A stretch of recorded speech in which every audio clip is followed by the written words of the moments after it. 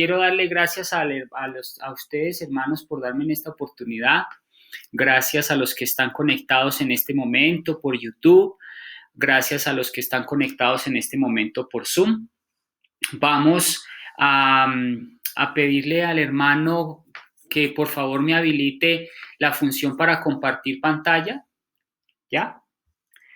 Sí, ya. Gracias. Ahora sí voy a compartir la pantalla. Muy bien. Bueno, entonces, el repaso de la lección de esta semana fue extraordinario. El repaso de este trimestre fue sinceramente maravilloso. Así que les voy a pedir de que estén bien concentraditos. Vamos a tener un repaso interesante. Sobre todo aquellos puntos claves que fueron fundamentales en la interpretación y comprensión de nuestro repaso de la lección, aquellos puntos en los que más nos impactó, entender las Sagradas Escrituras, un enfoque adventista. Todas las denominaciones tienen un enfoque y tienen una interpretación distinta. La Iglesia Adventista, por supuesto, tiene una manera de abordar la Escritura de una manera distinta por nuestra misión, por nuestro objetivo misionológico que tenemos en la Iglesia y también porque tenemos un llamado, y ese llamado es a predicar una verdad presente. Esa verdad presente es la que ha estado latente desde siempre, desde la misma fundación de la Iglesia Adventista, y ese enfoque se ha ido redireccionando y perfeccionando con el tiempo. Entonces, vamos a mirar una consideración inicial, vamos a hacer una pregunta inicial. ¿La Biblia sigue siendo relevante para el siglo XXI? ¿Ustedes qué opinan? ¿Ustedes creen que la Biblia sigue siendo relevante? ¿Qué pasa si yo le hago esta pregunta a un científico? ¿Qué pasa si yo le hago esta pregunta a un biólogo? ¿Qué pasa si yo le hago esta pregunta a un catedrático de una universidad muy importante? ¿Ustedes qué creen que ellos van a responder y cómo debemos abordarlos?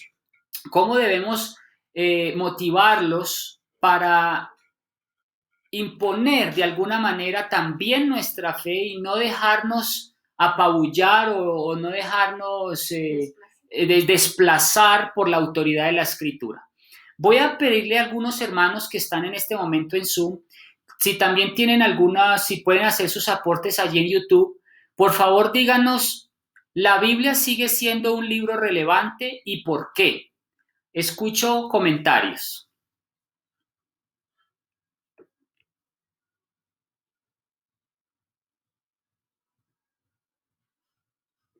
Claro, Juan Camilo, la pregunta que hace es interesante. Para nosotros como cristianos, como adventistas, consideramos que la Biblia es parte fundamental y es la guía que tenemos en esta tierra para llevarnos al camino de la salvación, ¿no? Amén. ¿Alguien más? ¿Quién más se anima? Los que están en el chat pueden escribir.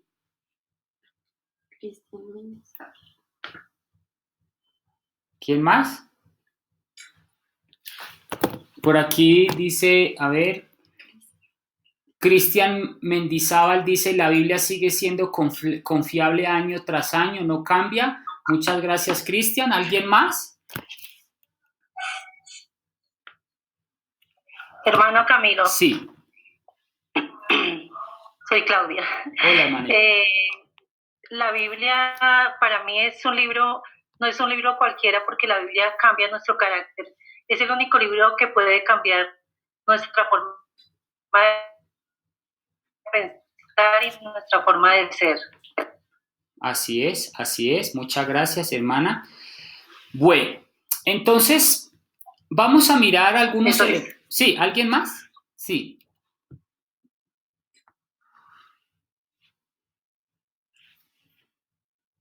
A ver, por aquí en el chat tengo, dice, claro que sí, la Biblia confirma la historia, dice Sharon, para todos. Bueno, vamos a mirar algunos elementos importantes que hacen que la Biblia sea única en comparación con otros libros religiosos. Miremos 4 elementos en particular que hacen de este libro un libro muy especial, un libro diferente, un libro que si lo comparamos con la filosofía, con el confucianismo y el Corán, vamos a mirar que la Biblia tiene unas particularidades únicas que no tienen otros libros, que también son considerados sagrados. Por ejemplo, la Biblia se compone de hasta un 30% de profecía y literatura profética. 30% de profecía. Eso es un porcentaje muy significativo porque nos permite entender que la Biblia no está hablando solamente de un tema antiguo o un tema que es pasado de moda, sino que Dios está tratando de abarcar dentro de la profecía no solamente el pasado, sino el presente y el futuro, no dejándonos en oscuridad. La Biblia está constituida en la historia, es decir, habla de un Dios que actúa en la historia. La Biblia es un libro histórico, no es un libro mitológico como los libros que narran la historia de los griegos, por ejemplo, ¿no? Hay mucha mitología griega y a partir de la mitología griega es como se construyen sus libros y sus creencias religiosas. La Biblia, por el contrario, es un libro que es histórico eminentemente, es decir, acontecimientos que en realidad sí pasaron, que no están fundamentados en algo que es fantasioso. No, la Biblia está constituida básicamente por la historia. Además, la Biblia está íntimamente relacionada con un Dios que actúa, que está comprometido con la historia. Si usted lee toda la Biblia, se va a dar cuenta de que Dios siempre estuvo comprometido con la historia y no nos dejó abandonados en ella. El tercer elemento es que los acontecimientos bíblicos se colocan en una dimensión espacial de lugares geográficos reales. Esto también es un punto muy importante, porque es que la Biblia no es un libro donde se mencionan lugares ficticios, como sí lo hacen muchos escritores modernos, como Gabriel García Márquez, como José Saramago, como Vargas Llosa. No, esta Biblia, este libro, menciona lugares que realmente fueron históricos, fueron geográficamente reales. Por ejemplo, si miramos el Antiguo Testamento, hay porciones en la Biblia en las que se mencionan lugares específicos concretos, lugares coordenadas muy precisas, indicando de que la Biblia no es solo un libro histórico, sino que es geográficamente real. Por otro lado, está la Biblia que tiene el poder de transformar vidas gracias al Dios que nos habla a través de su palabra viviente. Esto es algo muy importante también, porque es que cuando mencionamos todos estos 4 elementos nos vamos a dar cuenta de que la Biblia, además de ser un libro real, que no es ficticio, un libro histórico, un libro geográficamente real, estamos hablando de un libro que más que cualquier cosa es un libro capaz de transformar vidas, porque Dios es el que está al control y el centro de ella. La Biblia ha sido el único libro que ha sido capaz de transformar más vidas en todo el mundo. Ha cambiado drogadictos, ha cambiado prostitutas, ha cambiado personas que viven en la miseria y se han transformado completamente para la gloria de Jesucristo. Hemos visto generaciones completas que han sido salvas gracias a la luz de la palabra de Dios.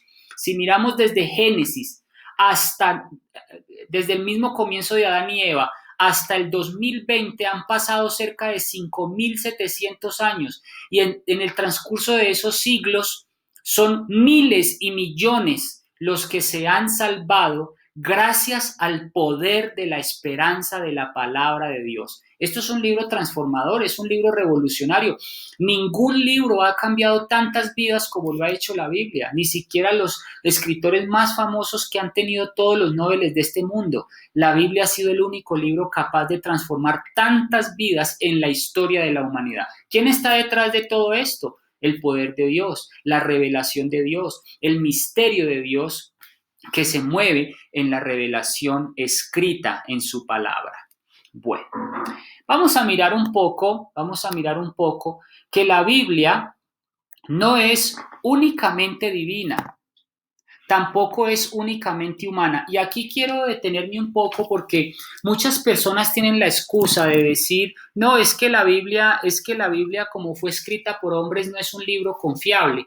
Es que como la Biblia fue escrita por hombres pecadores, ¿yo por qué he de confiar en un libro como la Biblia si finalmente fue escrita por hombres? Entonces, si la Biblia fuera de origen humano, escrito como cualquier otro libro, 100% humano, sin ningún tipo de revelación divina, seguramente, obviamente, no podríamos confiar en ese libro. El hombre en general tiene la excusa que al ser un libro humano no es confiable. Por otro lado está los que creen que la Biblia debió haber sido divina, solamente divina. Si la Biblia fuera un libro netamente divino, el ser humano hubiera tenido la excusa de que es un libro tan perfecto que es imposible de cumplir, porque fue escrita por seres perfectos, inmaculados, y el hombre caído quedaría en desventaja. Entonces, tenemos dos dicotomías. Tenemos una dicotomía aquí. Hay unos que dicen, no, es que como la Biblia fue escrita por hombres, ¿yo por qué tengo que confiar en la Biblia? O hay otros que dicen, es que si la Biblia hubiera sido 100% divina, eso hubiera sido imposible de seguir, un libro imposible de guardar. Entonces, por eso es que la Biblia no es ni 100% humana ni 100% divina, para que el hombre no tuviera la excusa de que o es imposible de guardar o es un libro netamente humano. Entonces, ¿cuál es la fórmula de Dios para esto? Por esta razón, Dios hizo que su revelación escrita fuera divino-humana o humana-divina.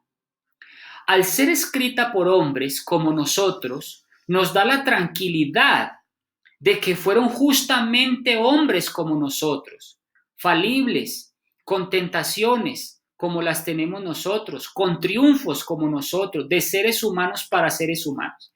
Imagínense donde la Biblia hubiera sido escrita por ángeles. Ellos no saben nuestra condición, no conocen nuestra condición humana. Ellos no han vivido lo que hemos vivido nosotros en carne. Entonces, al Dios escoger vehículos humanos para que transmitieran su palabra, Dios permitió que esos hombres transmitieran sus vivencias y nosotros nos identificáramos con ella. Pero por otro lado también está el aspecto divino, de que Dios no dejó al azar solamente de que hombres sin ningún tipo de revelación divina la escribieran. No, al ser inspirada por el Espíritu Santo, nos da la seguridad que su revelación es confiable y que al ser divina, al ser inspirada por Dios, es un ancla segura para confiar en que Dios no nos dejó en la oscuridad, para que pudiéramos ser guiados por su mensaje. Es aquí la importancia de por qué la Biblia es humana y divina, porque tenemos la confianza de que Dios guió a estos hombres temerosos de Dios y apartados del mal para que hicieran un trabajo confiable para que ese mensaje fuera transmitido. Voy a entrar a un punto muy importante y trascendental que todos nosotros como cristianos adventistas debemos saber. Y es el punto de la errancia o la inerrancia. Este punto aquí yo no sé si ustedes han escuchado hablar de la errancia o la inerrancia. ¿En qué consiste la errancia o la inerrancia? Hay unos que dicen que la Biblia como está escrita o inclusive traducida es infalible, que sus escritos no pueden errar, es incapaz de errar, que la palabra de Dios como está escrita, como está traducida, es completamente infalible, de que no hay errores ni de traducción, ni de copistas, de que la Biblia como está dada está completamente perfecta. Por otro lado está la errancia. Eso lo que les acabo de decir es la inerrancia. Inerrancia significa que es imposible de que erre, de que haya error. Eso se llama inerrancia, incapaz de errar. Y está la errancia, es decir, que puede errar, de que la Biblia puede tener errores, de que en la Biblia se pueden contener algunos errores de traducción, de que en la Biblia se pueden contener algunos errores gramaticales, algunos errores de omisión. Yo les quiero preguntar a los que están en el chat, ¿ustedes creen que la Biblia es errante o inerrante? Que es infalible en el punto de vista de que no hay errores, de que toda la Biblia traducida, inclusive en los mismos originales griegos hebreos, está intacta, impecable, sin ningún tipo de error, o por el contrario pueden haber errores escritos, errores gramaticales, errores de omisión, errores de puntuación. Quiero que por favor me digan ustedes qué opinan si la Biblia es inerrante o errante. Adelante, por favor, escucho comentarios en el chat y en Zoom.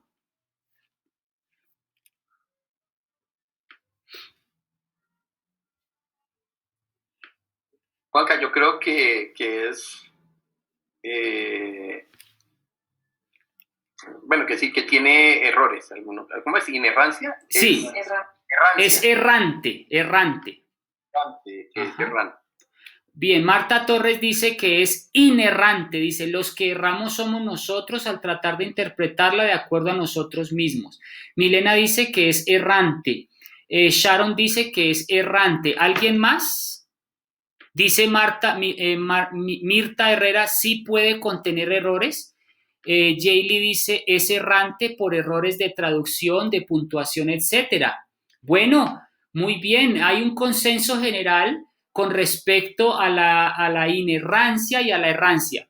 Yo les voy a comentar cuál es la posición adventista con respecto a la inerrancia o a la errancia. Muy importante, son dos conceptos teológicos que ustedes deben tener en cuenta, porque los católicos, hay denominaciones que dicen que tal como está la Biblia tiene que aceptarse así y punto, de una manera ciega, y que es inerrante, que es incapaz de errar, que la Biblia como está dada es completamente perfecta. Pero les quiero decir, hermanos, que la Iglesia Adventista no acepta la inerrancia bíblica, no la acepta. Ya les voy a dar algunas razones del por qué la Biblia no es inerrante.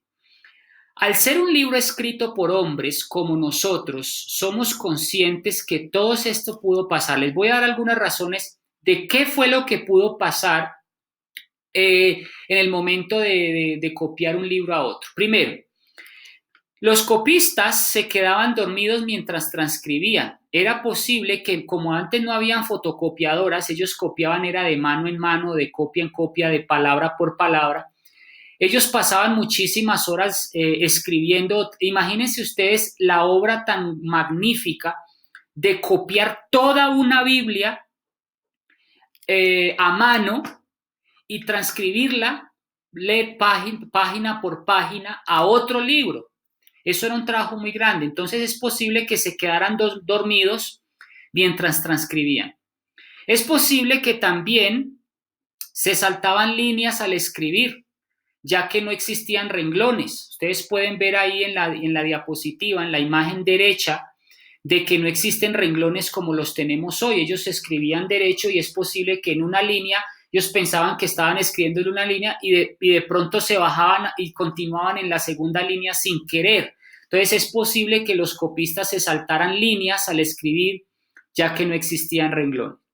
Es posible también que omitieran palabras por descuido, por omisión o algunas veces por preconceptos.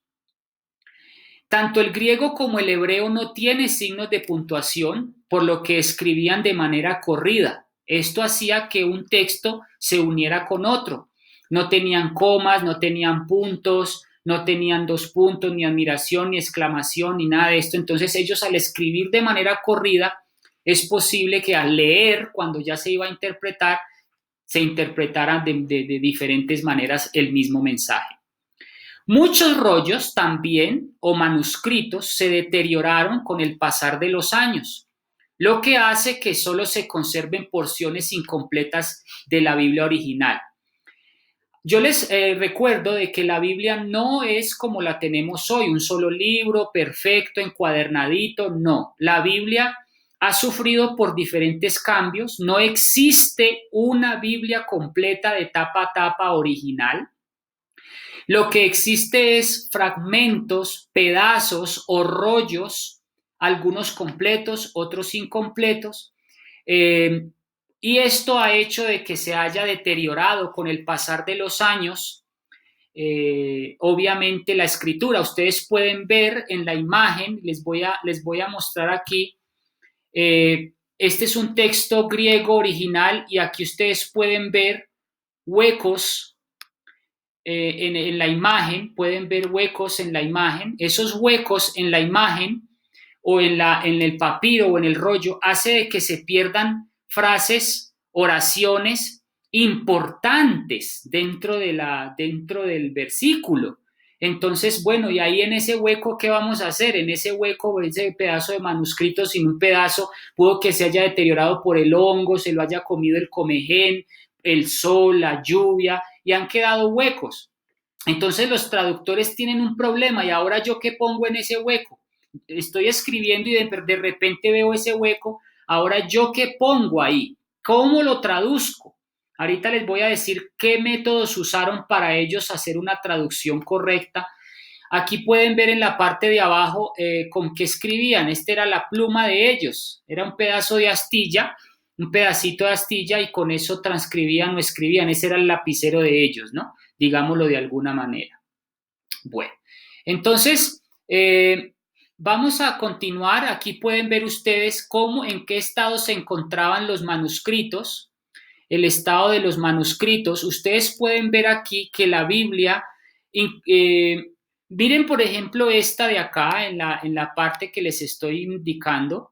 Esta imagen, por ejemplo, no está completa, hay pedazos donde están completamente omitidos, porciones completas que están omitidas dentro de los rollos originales, ¿no?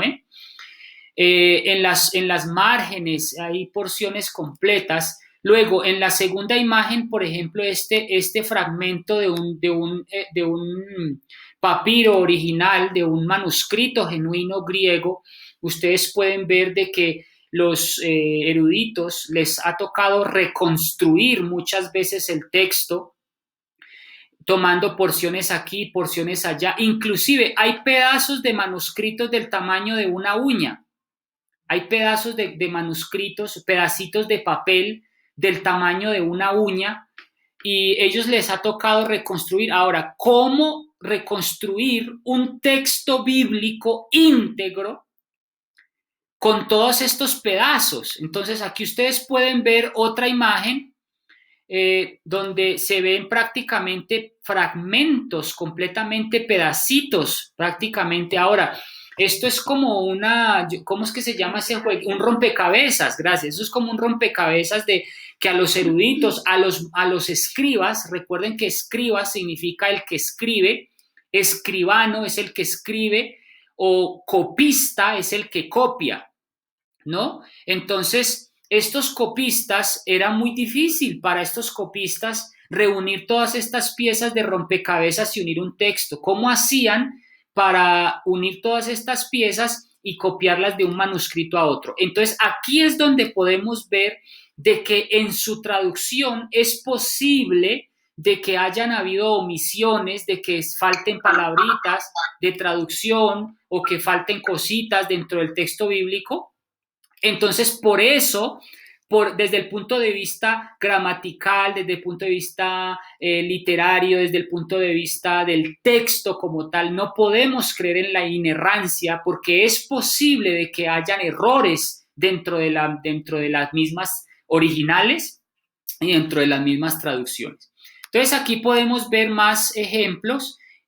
Por ejemplo, aquí, por ejemplo, en este podemos ver en este manuscrito huecos, vacíos, que a la larga son significativos a la hora de hacer una traducción, porque pues, ¿qué tal que justamente en esos huecos haya un punto doctrinal muy importante? Entonces, ¿cómo hacían estos traductores para traducir algo cuando en realidad tenía tantos problemas o tantos vacíos en cuanto a detalles, ¿no?, de los rollos? Bien, entonces, vean ustedes, aquí les estoy dando algunas razones del por qué no creemos en la inerrancia. Es posible de que hayan errores, de que existan errores dentro de la escritura, tanto en sus idiomas originales como en sus traducciones. Es posible que hayan errores de traducción, errores, y hay, de hecho sí hay algunos errores lingüísticos, giros lingüísticos, justamente por esto que les estoy comentando. Aquí tenemos algún ejemplo de algunos escribas para que se hagan una idea cómo ellos copiaban. Ellos no tenían fotocopiadoras, ellos no tenían como nosotros escáneres tan sofisticados, no, ellos lo hacían directamente a mano, se pasaban horas enteras, eran escuelas completas de los escribas, de los escribanos o los copistas, eran escuelas completas, entonces ellos se dedicaban tiempo completo a esta labor, ¿no? Entonces aquí podemos ver en la primera imagen cómo era que se copiaba el texto, ¿no? Ellos trataban de hacer lo mejor que podían, pero es posible de que se saltaran, como les dije, de una línea a otra. También no tenían luz como la nuestra, que eran bombillos, luces LED, sino que era a punta de vela, era a punta de la luz del sol, y muchas veces cuando la revelación llegaba a medianoche por parte de Dios, el profeta tenía que levantarse a punta de vela y no en las mejores condiciones. Muchas veces estaban en cárceles, muchas veces estaban en el campo, no tenían a su disposición inmediata textos para una hoja y un papel para escribir la revelación que venía de Dios. Entonces ellos cogían lo que tenían disponible, pieles de cabra, pieles de camello, hojas, inclusive hojas de papiro, y sobre ellas escribían. Inclusive muchos usaban la sangre porque les servía de tinta para escribir sobre las pieles de animales. Cogían piedras de tejón, barro, y escribían sobre las paredes para poder escribir de alguna manera su pensamiento, porque se les iba la idea.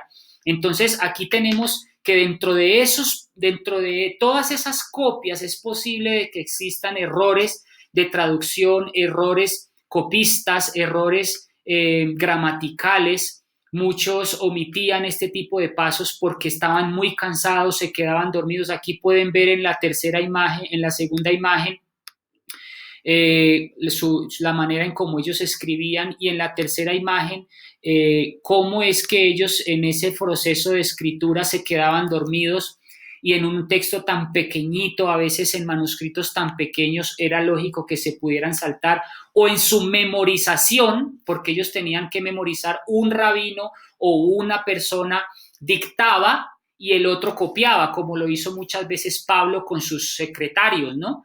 Pablo iba hablando y el secretario iba escribiendo lo que él iba diciendo. Entonces es posible que en su memorización también omitiera pasos en la transcripción.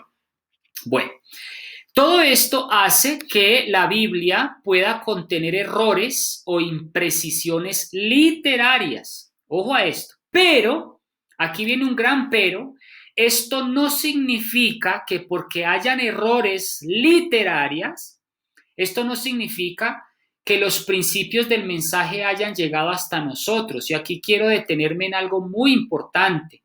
Los principios del mensaje han llegado. Los principios, cuando me refiero a principios, es que la esencia del mensaje se ha conservado a través de los siglos. Pueda que hayan errores de artículos, de conjunciones, inclusive de verbos, pero lo importante es que la esencia del mensaje se ha conservado hasta nosotros hoy. Les voy a poner un ejemplo con el punto 2.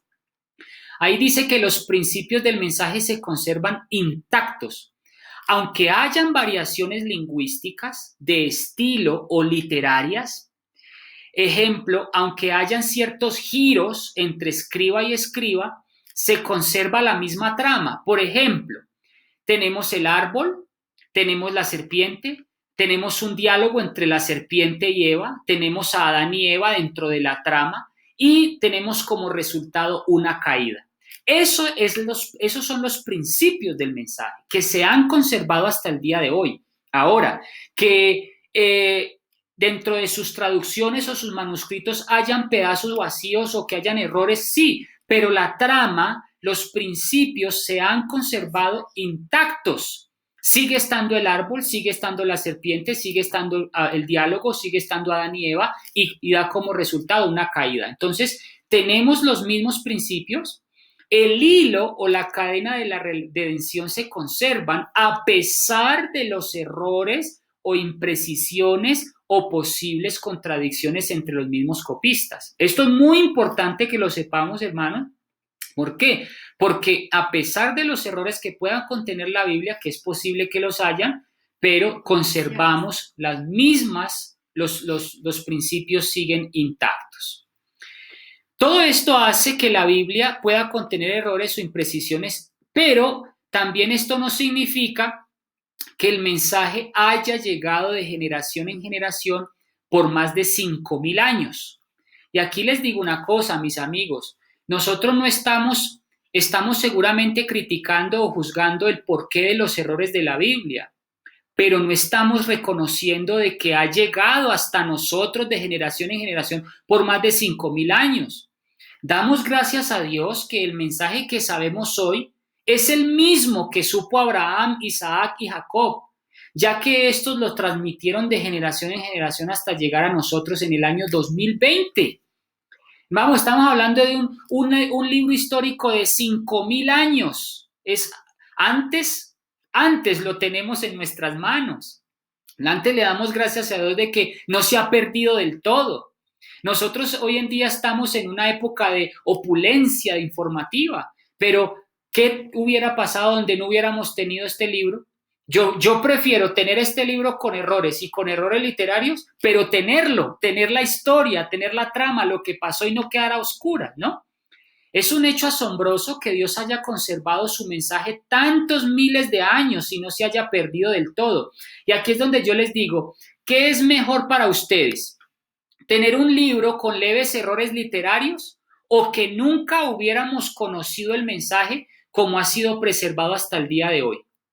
Entonces, yo prefiero tener un libro con errores literarios, con errores en la traducción, no me importa, pero tengo el mensaje de Adán y Eva, sé de qué se trató, conozco el Éxodo, conozco cómo Dios cuidó a su pueblo en el pasado. Eso es lo más importante, más que los pequeños errores que pueda usted encontrar en una Biblia o en otra. Eso es muy importante que lo sepa. Aquí podemos ver en esta diapositiva los escribas o escribanos eran 0 fotocopiadoras, ¿no? Y también hay algo muy importante que debemos rescatar y es que los errores son mínimos en comparación con los siglos que han pasado. Se ha preservado el mensaje de manera fiel por una razón muy sencilla. El temor de Dios lo tenían estos hombres, estos autores eran temerosos de Dios y apartados del mal. Ellos pudieron haber tenido errores textuales, gramaticales, se pudieron haber quedado dormidos, pudieron haber tenido errores de omisión sin querer, pero nunca por descuido, por prejuicio, por preconcepto o ideas propias, ya que su misión, la de estos escribas, era transmitir de manera fiel posible un texto al otro. Ahora, ¿cómo sabemos que esto es cierto? De que ellos trataron de transmitir los textos de manera fiel de un texto al otro. Resulta, hermanos, de que al cotejar todos los rollos disponibles que tenemos hoy, que son miles, tenemos más de 5,000 rollos, copias, fragmentos, al comparar todos esos rollos, fragmentos, asombrosamente y maravillosamente se han detectado muy pocos errores que no afectan en absolutamente nada en la doctrina de la Biblia. Y yo digo amén por eso. ¿Por qué? Porque Todos esos rollos que tenemos disponibles, ahí por ejemplo en la imagen pueden ver el Museo de Jerusalén y están disponibles en las paredes todos los rollos disponibles y los eruditos pueden ir y constatar de que es increíble que a pesar de que los copistas de diferentes años y generaciones, al comparar todas esas traducciones y unirlas, se dieron cuenta de que los errores que se contenían eran muy mínimos a pesar de los posibles riesgos que acabamos de mencionar. Es maravilloso que la Biblia se haya conservado tan fiel después de más de 5,000 años de antigüedad. Entonces yo les pregunto, hermanos, ¿podemos confiar en la Biblia? ¿Podemos confiar en su mensaje? ¿Podemos confiar en su doctrina? Yo diría, sin duda alguna, un sí rotundo. Porque a pesar de que han pasado tantos años, a pesar de que hay tantos errores que pudieron haber existido y al relacionarlos entre sí, se llama cotejar, comparar un texto con otro, se dieron cuenta de que los errores que contenían eran muy mínimos y que no afectaba en nada a la doctrina de la Biblia. Gloria a Dios por eso. Ahora, nuestra forma de abordar la Biblia está influenciada por varios aspectos, ¿no? Y eso es otro tema que nos debemos tener en cuenta. Nuestra forma de educación, nuestra educación hace de que abordemos la Biblia de una manera diferente. Nuestra forma de abordar la Biblia está muy influenciada por la educación que tenemos, nuestra misma cultura, nuestra razón y la influencia de otros estudiados. Muchos de nosotros nos dejamos influenciar obviamente, por la educación a medida que vamos estudiando, nos dejamos influenciar por eso. La cultura misma tiene una influencia poderosa en la manera en cómo nosotros abordamos la Biblia o qué concepto tenemos de ella. Nuestra razón hace también de que tengamos un concepto equivocado o correcto de la Biblia. Y muchas veces la influencia de otras personas hace que nuestra concepción o percepción de la Biblia cambie. Por ejemplo, es muy posible que nos dejemos influenciar por lo que dice el filósofo, el profesor de la universidad, el profesor del colegio, y sin querer nos estamos dejando influenciar por todos esos factores y eso hace de que tengamos una concepción errada de la Biblia sin investigarlo por nosotros mismos. Entonces tengamos en cuenta estos factores para que no nos dejemos influenciar negativamente por esto, sino que tengamos un abordaje de la Biblia de una manera inteligente. Aquí viene algo muy importante, y es que a pesar de todo, más que cualquier cosa, más que poder comprobar de que la Biblia no tiene pocos errores a pesar de tantos años, más que tratar de justificar a estos escribas o escribanos por su labor grandiosa y titánica, más que darle gracias a Dios por haber conservado su Biblia por más de 5,000 años, la fe es más importante que la razón. Si nosotros no abordamos la Biblia con un espíritu manso, dispuesto a aprender, es imposible poder dejarnos moldear por la Biblia. Comprender el proceso de revelación e inspiración es fundamental para nuestro abordaje de la palabra de Dios, debido a que Dios utiliza el medio del lenguaje para comunicarse con los seres humanos. La revelación divina puede escribirse. El Espíritu Santo permite que los escritores bíblicos pongan por escrito en forma fiel y confiable lo que les ha revelado. Esta inspiración divina le da a la Biblia su autoridad divina y garantiza la unidad que encontramos desde el Génesis hasta el Apocalipsis. Si no abordamos la Biblia con un buen espíritu, con fe, va a ser imposible para nosotros poderla abordar de una manera adecuada. Les voy a dar un consejo muy útil y aquí viene ya como la parte aplicativa de la lección para ir redondeando. Hagamos de la Biblia un libro real, hagamos de su historia nuestra historia. Hagamos de las historias bíblicas parte de nuestra historia. Seamos promotores de la historia bíblica como nuestra y parte de nuestra civilización existencia. Después de todo, venimos de un antepasado común que es Adán. Hagamos de los antepasados como nuestros verdaderos padres y abuelos. Solo así le daremos más sentido a las historias bíblicas. Ubiquemos en nuestra propia temporalidad la realidad bíblica. Seamos gestores de revivir estas historias en nuestro diario vivir. Hagamos la nuestra. Apropiémonos de estos hechos como verídicos, mencionándolos en cualquier circunstancia como parte de una anécdota verídico y vivido por nuestros abuelos antepasados. Nosotros debemos ser promotores de la Biblia. Nosotros debemos ser promotores de que la Biblia es un libro verdaderamente histórico. ¿Cómo podemos promover en el siglo XXI la Biblia? Haciéndola nuestra, haciendo estas historias bíblicas verídicas, parte de nuestra existencia, parte de nuestra historia, parte de nuestra civilización. Las historias bíblicas tienen algo en común con nosotros, tienen un ADN común con nosotros porque nuestro antepasado es Adán. Por lo tanto, todo lo que está en la Biblia es nuestro. Si nosotros abordamos la Biblia no como historia, sino que hablamos de nuestros, como si fueran nuestros padres, como si fueran nuestros abuelos, solo así vamos a darle más sentido a la historia bíblica.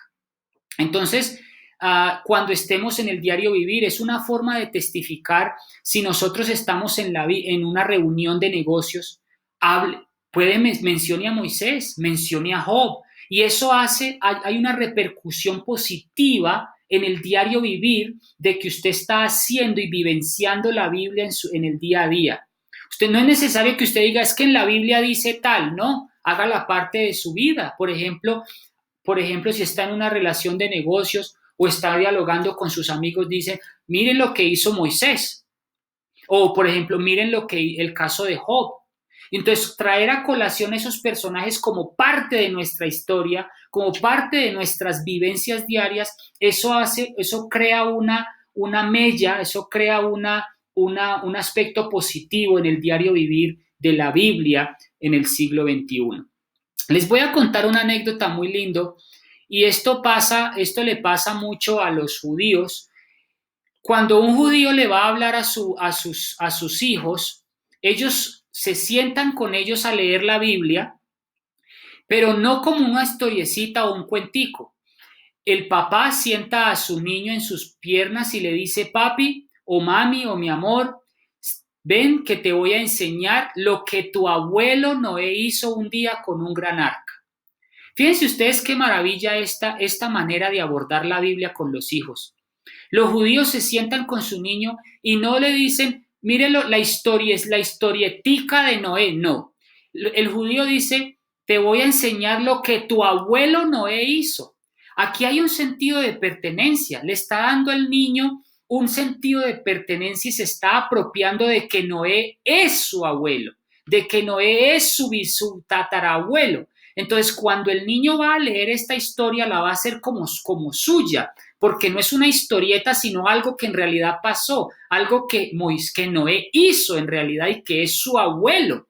Entonces, por eso es importante de que nosotros abordemos la Biblia desde un punto de vista verídico, de que hablemos de Noé como nuestro abuelo, hablemos de Abraham como nuestro padre, hablemos de Adán como nuestro padre biológico, porque venimos finalmente de él. Entonces, cuando usted esté hablando en el día a día, mencione a Adán, mencione a Noé, mencione a Moisés como algo verídico que pasó en una anécdota de su propia existencia. Esto es un consejo muy bonito que les dejo para que aborden la Biblia de manera correcta. El primer paso para una buena interpretación y una aplicación bíblica es leer la Biblia de manera literal y narrativa. El primer paso que usted debe hacer para abordar la Biblia es leer la Biblia de manera literal y narrativa. ¿Qué significa esto? Dejemos que la Biblia nos hable por sí sola. Primero entendamos la historia narrativa de la Biblia. Primero memoricemos con detalle la historia que le pasó a José, la historia que le pasó a Abraham, y ya después, cuando dominemos, cuando asimilemos narrativamente el contexto histórico de la Biblia y lo hagamos como nuestro, ahí sí podemos hacer una interpretación y un análisis de la Biblia, porque estamos haciendo de la Biblia un encuentro nuestro con el autor. Voy a terminar diciendo que hay otras formas, les voy a dar algunas formas de abordar la Biblia. Por ejemplo, una buena forma para abordar la Biblia es tener psicológicamente una buena actitud, una buena disposición psicológica. Psicológicamente nosotros debemos estar abordando la Biblia. Qué mejor que leerla en el parque, mejor que tener una buena actitud de leerla en una posición cómoda, en la playa, que leerla con los hijos. Ahí pueden ver a un padre leyendo la Biblia con sus hijos de manera no sentado, de manera rígida.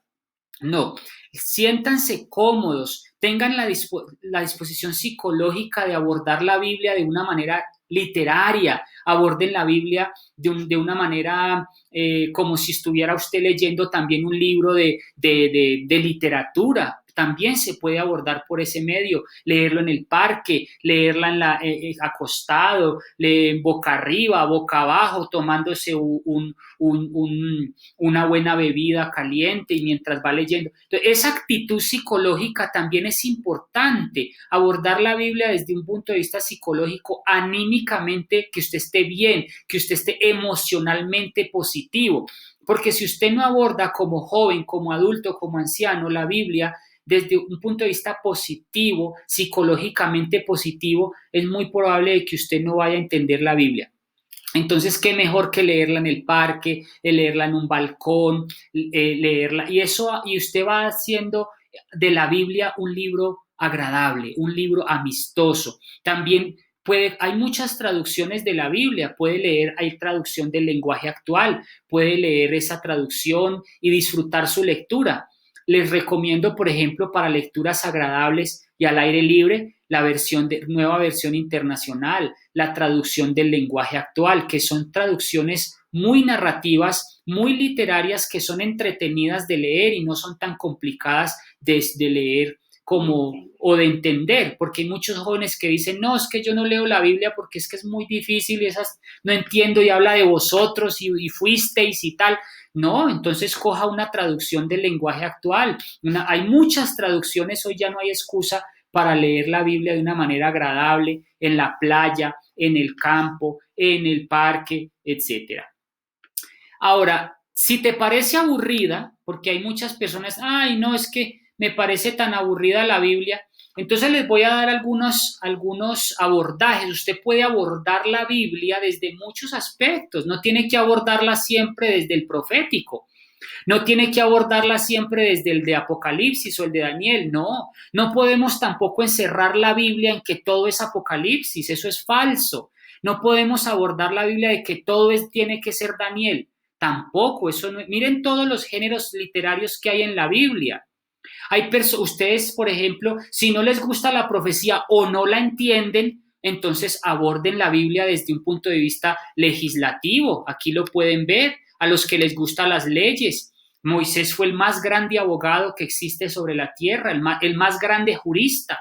Entonces pueden aprender de Moisés, de los libros del Éxodo, ¿no? A las personas que les gusta mucho los libros sapienciales, pueden abordar la Biblia desde un género sapiencial, pueden abordarlo desde los Salmos, pueden abordarlo desde los Proverbios, pueden abordarlo desde estos libros que son sapienciales, muy interesante. A los que les gusta la poesía, pueden abordar la Biblia desde un punto de vista lírico, un punto de vista poético. A los que son literatos, a los que les gusta la literatura, pueden abordar la Biblia desde un punto de vista poético. ¿Qué me dicen de Cantar de los Cantares? ¿Qué me dicen ustedes de Eclesiastés? ¿Qué me dicen ustedes de estos libros que son poesía? La Biblia tiene mucha poesía, entonces pueden abordar la Biblia desde la poesía. También podemos abordar la Biblia desde el género apocalíptico y profético. Todos estos años, por más de 160 años, hemos estado abordando la Biblia desde el punto de vista apocalíptico y profético. Eso está muy bien, es nuestra prioridad, pero no es el todo. No es el todo, porque la Biblia no tiene solo 2 libros que se llaman Daniel y Apocalipsis. La Biblia tiene Ruth, miren, hay muchos que no conocen Habacuc, muchos que no conocen Sofonías, muchos que no conocen los profetas menores, Jonás, muchos que no conocen estos libros por allá marginados que nunca los estudiamos. ¿Por qué? Porque estamos colocando en una balanza más unas cosas que otras y no estamos colocando un equilibrio o un abordaje adecuado de la Biblia. Entonces, si usted es apasionado por la poesía, o qué me dicen ustedes del género epistolar o las cartas, a los que les gustan las cartas, a los que les gustan los diarios, las cartas paulinas son cartas. ¿Por qué no aborda la Biblia desde las cartas? A los que les gusta escribirle cartas a las novias o a los novios o a los esposos, las epístolas paulinas son cartas. Entonces, hay muchas formas en las que usted puede abordar la Biblia. No solamente desde el punto de vista apocalíptico o profético, no. Abra su mente, tenga una cosmovisión más grande y permita que la Biblia pueda tener un abordaje mucho más amplio. O para aquellos historiadores que les gusta la historia, también pueden abordar la Biblia desde un punto de vista histórico. Ahora, si les sigue pareciendo aburrida porque dice, ay, no, eso a mí no me gusta, entonces le tengo otra propuesta. Si te sigue pareciendo aburrida la Biblia, entonces puedes abordar la Biblia desde el punto de vista de la arqueología. Miren ustedes cómo se puede abordar la Biblia y de cuántas maneras. Podemos abordar la Biblia desde la arqueología. La arqueología la arqueología bíblica tiene mucho por hablar. La arqueología bíblica tiene mucho por decirnos.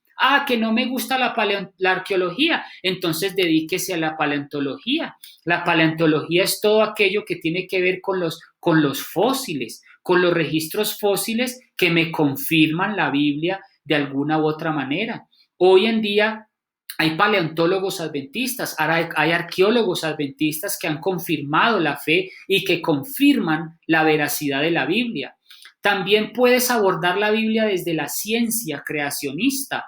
La ciencia, si te gusta la biología, la física, la matemática o las ciencias puras, puedes abordarla desde un enfoque bíblico y te va a enriquecer enormemente. También puedes abordar la Biblia desde un punto de vista histórico, cómo actuó Dios en la historia del pueblo de Israel. Entonces, todos estos ejemplos, todos estos abordajes, puedes tenerlos para que no te aburras leyendo la Biblia.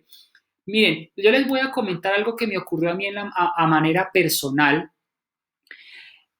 Como adventista yo he tenido diferentes tipos de evolución y he tenido diferentes tipos de abordajes bíblicos. Por ejemplo, cuando yo tenía más o menos entre 15 y 16 años, mi abordaje fue netamente profético y me dediqué solamente a la profecía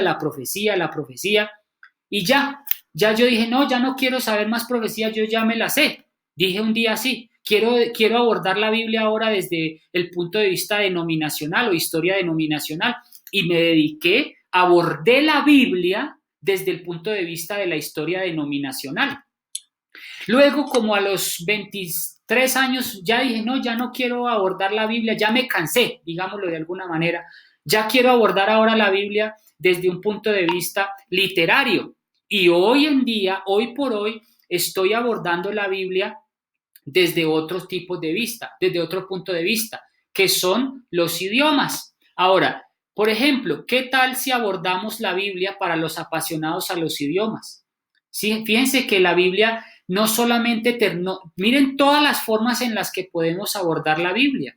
Si a usted le gusta el hebreo, estudie hebreo. Si a usted le gusta el griego, aborde la Biblia desde el griego. Si a usted le gusta abordar la Biblia desde los idiomas, puede aprender tranquilamente idiomas. Hay muchos recursos hoy en línea donde puedes aprender hebreo y griego gratis. Yo estoy dando clases de hebreo gratuito para los que quieran también inscribirse, por ejemplo. Entonces, la Biblia puede abordarse desde muchos enfoques. Hoy en día, Juan Camilo Hernández está abordando la Biblia desde el hebreo, porque eso es lo que me apasiona hoy. Pueda que ya mañana la aborde desde lo sapiencial, lo aborde desde la arqueología, no sé, pero fíjense ustedes de que la Biblia no tiene solamente una manera de abordarla. Entonces, mi consejo en el amor de Dios es, hermanos, no hagan de la Biblia un libro aburrido, aprópiense de sus historias, aprendan a leer la Biblia de una manera literal, de una manera literaria, histórica, poética, y no se encierren, no se encasillen solo en profecía o Daniel y Apocalipsis. Recuerden, es una prioridad, sí, pero tampoco es el todo, porque ¿dónde queda lo sapiencial? ¿Dónde queda los libros, los profetas menores? ¿Dónde queda Oseas, Amós? ¿Dónde queda Tito, Filemón? Todos estos libros que están por allá marginados, ¿no? Entonces, si abordamos la Biblia desde un punto de vista más cosmovisión, más equilibrado, vamos a aprender muchísimo más. Y para terminar, les voy a dar unos pasos de acuerdo al libro Entender las Sagradas Escrituras, la página 140. Les recomiendo ese libro, está disponible en las librerías adventistas. Se llama Entender las Escrituras, un enfoque adventista. En la página 140 hay unos pasos para un buen análisis y una buena interpretación bíblica. Anoten bien los pasos si tienen lápiz y papel o tomen un pantallazo. Estos son los pasos que la Iglesia Adventista tiene como adoptó de manera oficial y es la manera en cómo hoy se aborda la Biblia de manera adventista. El primer paso que usted debe hacer es oración. Nunca aborde la Biblia sin oración. El segundo paso para hacer un buen análisis y una buena interpretación es leer el texto. Por supuesto que hay que leerlo. Después de que usted le ore, coja un texto, léalo. Si tiene a su disposición textos originales, use la mejor traducción original, el mejor manuscrito griego que consiga o el mejor manuscrito hebreo o una traducción muy buena. No se quede con una sola Biblia, use varias, 3 o 4 traducciones, le ayudarían mucho si no tienen acceso al hebreo o al griego. Hay Biblias hoy en día con notas marginales, hay Biblias muy buenas que ustedes pueden usar hoy en el mercado que le dicen dónde está el error. Hay Biblias que te dicen, que te hablan sobre este tipo de errores bíblicos y las correcciones y en dónde y en qué manuscrito se encontró. Entonces tenemos, después de leer el texto, usamos una Biblia en griego o en hebreo. Si no tenemos una Biblia en griego o en hebreo, entonces buscamos una buena traducción.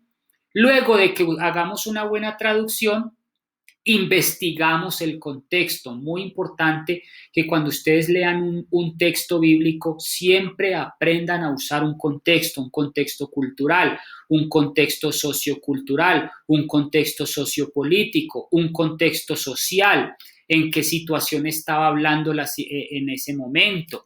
Luego se hace un análisis del texto y después de que se analiza el texto, se hace un análisis teológico de cualquier pasaje. Estoy hablando para cualquier pasaje.